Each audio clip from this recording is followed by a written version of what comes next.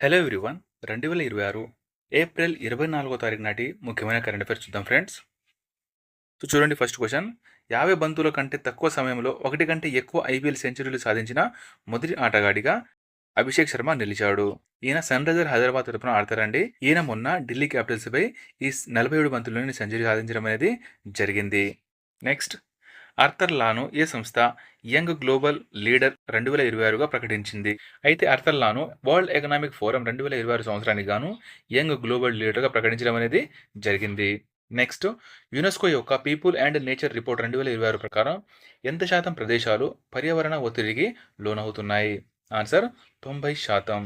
So ఈ నివేదిక అనేది 2260 కంటే ఎక్కువ సంరక్షిత ప్రాంతాలు తీవ్రమైన పర్యావరణ ముప్పును ఎదుర్కొంటున్నాయని ఈ నివేదిక వెల్లడించడం అనేది జరిగింది.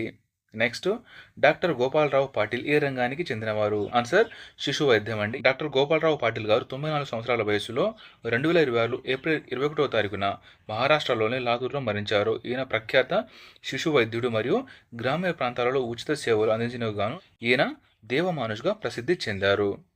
నెక్స్ట్, రోమన్ అంతరిక్ష టెలిస్కోప్ ఎక్కడ సమీకరించారు? ఆన్సర్ గడాడ్ అంతరిక్ష యాన కేంద్రం అండి. సో ఇది వచ్చేసి దీనిని నాసా చేపట్టింది. నెక్స్ట్, షేక శిఖరస్సు భారతదేశంలో ఏ రామ్సర్ సైట్గా ప్రకటించారు? సో ఆన్సర్ 99వ రామ్సర్ సైట్గా షేక సరస్సును ప్రకటించడం జరిగిందండి. ఇది ఉత్తరప్రదేశ్ రాష్ట్రంలో ఉంటుంది. నెక్స్ట్, విభా పడల్కర్ ఏ కంపెనీ యొక్క ఎండి మరియు సిఇఓగా తిరిగి నియమితులయ్యారు? Answer HDFC life. నెక్స్ట్, ఏ సవరణ ద్వారా పంచాయతీరాజ్ వ్యవస్థకు రాజ్యాంగ హోదా లభించింది? ఆన్సర్ 73వ రాజ్యాంగ సవరణ ద్వారా. సో ఇటీవల 2026 ఏప్రిల్ 24న జాతీయ పంచాయతీరాజ్ దినోత్సవాన్ని ఇక్కడ జరుపుకోవడం అనేది జరిగింది.